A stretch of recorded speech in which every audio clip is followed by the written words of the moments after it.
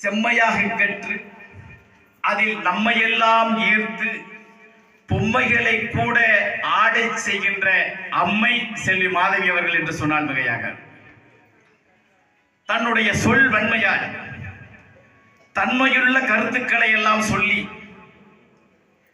நன்மைகளை கொடுக்கின்ற சமுதாயத்திற்கு கொடுத்து உண்மையை நிலை நாட்டிடுகின்ற தனது பழமையான வில்லிசையில் இவர் பெற்ற மகிமை எளிமை, செழுமை, வலிமை, வளமை, எளிமை, குளுமை, மொத்தத்தில் அத்தனையும் அருமை. அவர் மகிழ்ச்சியை கொடுக்கக்கூடிய முழுமை செல்வி மாதவி அவர்கள்.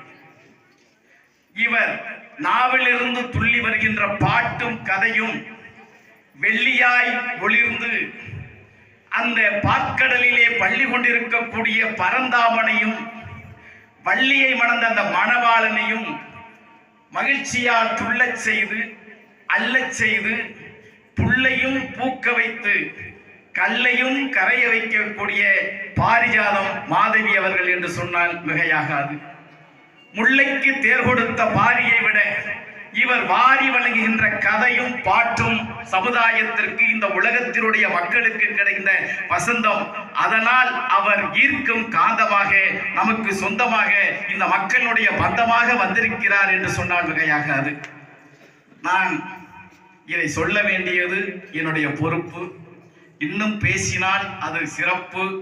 இதற்கு மேல் பேசினால் என் மீது உங்களுக்கு வரும் வெறுப்பு, அதற்கு மேல் வரும் கடுப்பு. ஆகையினால் என் உரைக்கு தற்காலிக விடுப்பு. உங்கள் நாவிலிருந்து விரட்டும் கதையின் பாட்டின் துடிப்பு உங்கள் கரங்களிலிருந்து ஒலிக்கட்டும் வாழ்த்து ஒலிப்பு. நன்றி, வணக்கம்.